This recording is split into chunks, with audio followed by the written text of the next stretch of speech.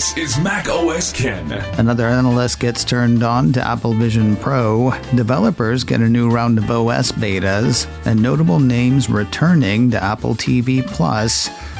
It is Wednesday, the 7th of February, 2024. I'm Ken Ray, and this is news from Mac OS Ken, brought to you by yours truly and supported by people like you, patrons through Patreon. Find out more and add your support at patreon.com/MacOSKen. Philip Elmer DeWitt at Apple 3.0 has an idea for getting analysts interested in Apple Vision Pro. Have them put one on. I told you yesterday of his post that had B of A analyst Wamsi Mohan trying out the headset, scribbling on the back of an envelope, then saying Apple's spatial computing device could add somewhere between 68 cents and 89 cents per share to Apple's earnings per share over the next 5 years. Now it seems something similar has happened to Morgan Stanley analyst Eric Woodring. In Woodring's note, 72 hours with the Vision Pro, the analyst says the first version is a niche device, but one that has incredible long-term potential versus relatively muted investor expectations. Yes, it needs to get smaller, and yes, the price needs to come down. As things stand right now, he and his are looking for Vision Pro to generate just $4 billion of revenue by fiscal year 27. That said, he says again that the long-term potential of the Vision Pro is immense and against low investor expectations, giving it the potential to surprise to the upside over the next 3 to 5 years. Mr. Woodring has an overweight rating on Apple shares. His price target on the shares is $220. Interesting news today on Apple Vision Pro in professional settings. A piece from TechCrunch says the Cupertino company is adding the spatial computer to the Apple Device Management Program.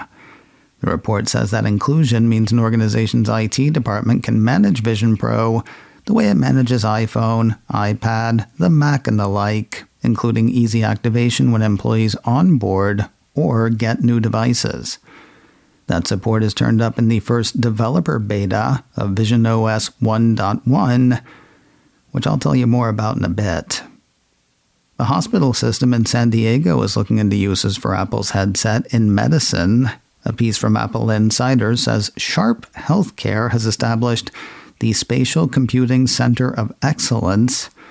According to the report, the organization has deployed 30 Apple Vision Pro headsets to healthcare workers to investigate the usefulness of Apple Vision Pro in managing real-time medical information for doctors, nurses, and specialists.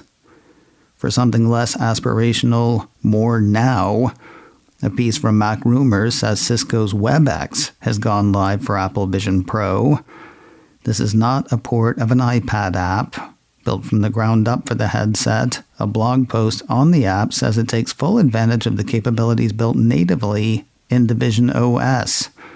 That includes arranging participant videos and content windows as you see fit, sizing the windows to preferred specifications, and employing personas, the dynamic natural representation of a user's face and hand movements that allows others to see them in Webex while they are wearing Apple Vision Pro.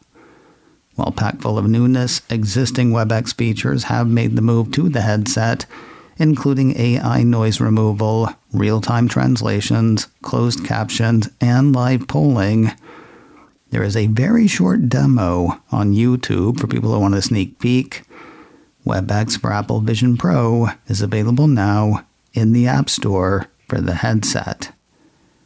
When Apple Vision Pro launched last Friday, there were lots of videos posted of people being everything from showy to stupid with the new headset. Eating together in public with their headsets on, walking while seemingly working away. Videos meant to draw attention, which I did not feel like paying. There's one, though, that rose to a level of having to be acknowledged. By the U.S. government. According to a piece from Engadget, this video showed someone wearing Apple Vision Pro while driving down a highway in a Tesla Cybertruck. And so, U.S. Secretary of Transportation Pete Buttigieg felt the need to tell people to please not be stupid. Posting online, the Transportation Secretary said, "Reminder, all advanced driver assistance systems available today require the human driver to be in control and fully engaged in the driving task at all times." Making this more stupid, Engadget says Apple's headset ships with multiple warnings advising users not to use it while operating a moving vehicle or in any other situations requiring attention to safety. And making it more stupid still, the report says while the Cybertruck comes with Tesla's autopilot system as standard, the feature has yet to be activated for the first wave of Founders Edition vehicles. That means the individual was going down the highway while wearing a headset without the help of any advanced driver assistance systems. They said it was a skit, though, staged with friends, so we're not doomed as a society. It was just a joke. I'm glad he got a headset. Speaking of cars, wireless CarPlay is coming to Hondas from a few years back. A piece from Mac Rumors says the car maker recently announced that owners of 2018 to 2022 Accord models in the U.S.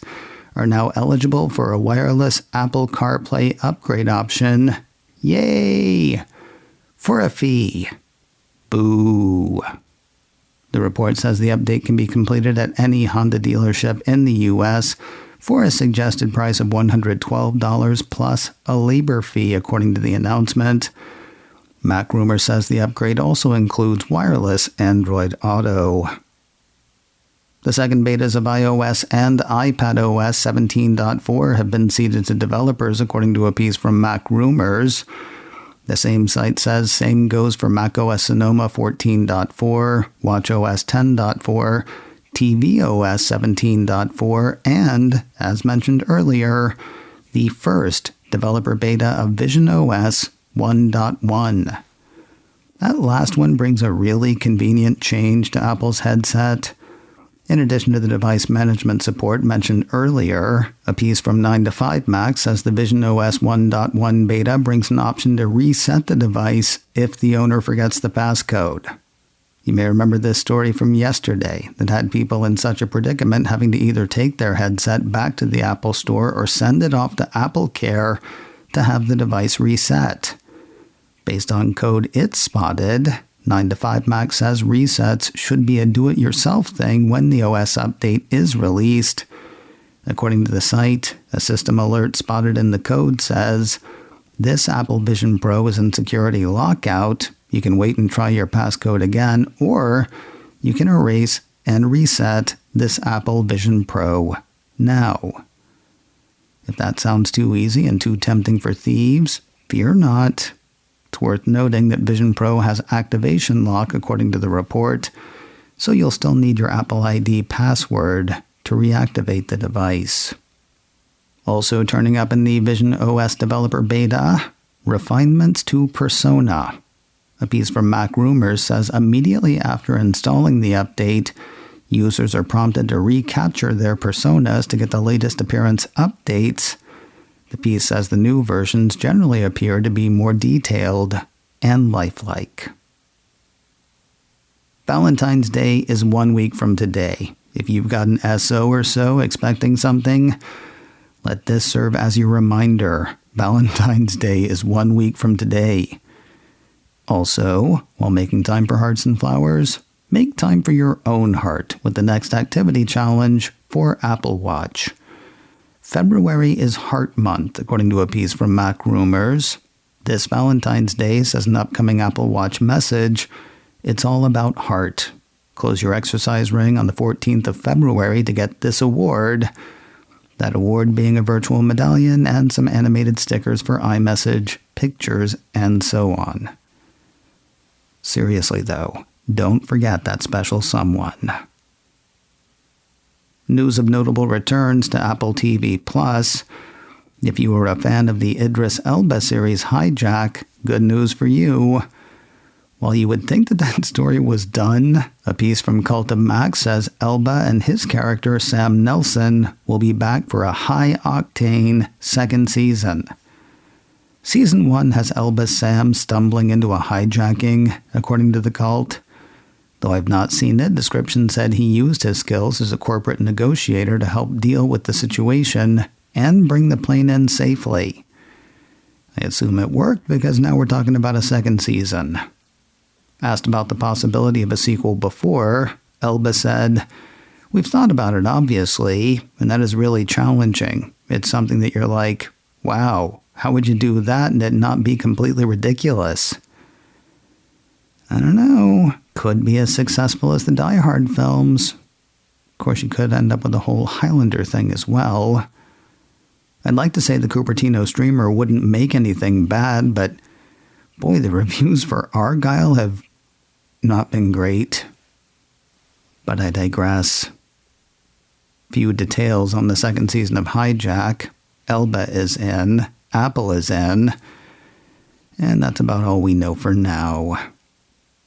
The other return is not a title, but a talent. A piece from Apple Insider says the Cupertino streamer has acquired the critically acclaimed Sundance film Fancy Dance, starring one Lily Gladstone. While the movie is probably good, you gotta figure Gladstone is a lot of the reason Apple went for it. She's won awards for her part in the Apple TV Plus epic Killers of the Flower Moon. She's also up for an Oscar for that one. I say she's likely the reason Apple moved on the picture because it premiered at Sundance over a year ago. It was at 2023's festival, according to Apple Insider.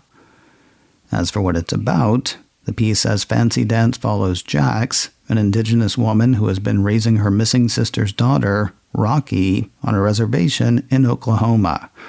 Jax is determined to find her missing sister while helping Rocky prepare for a powwow. Despite the risk of losing custody to Jack's father, the pair hit the road to track down Rocky's mother. What starts as a search becomes a deep investigation into indigenous women navigating a colonized world with a broken justice system. No set release date for the film so far. Apple Insider simply says the film's set to begin streaming on Apple TV Plus this year. And finally today, pen another rose on the crew from Cupertino. Apple Insider ran a piece last week saying that Apple has once again topped the Fortune list of the most admired companies. Fortune had the company scoring first in social responsibility, financial soundness, innovation, and global competitiveness. This is Apple's 17th year in a row as the list's most admired company. macOS Ken, brought to you by me and supported by people like you, patrons through Patreon. Find out more and add your support at patreon.com/macOSKen. Advertising handled by Backbeat Media. Online at backbeatmedia.com. You can reach me a couple of ways. info@macosken.com or call 716-780-4080. Until next time, that is news from macOS Ken. I'm Ken Ray.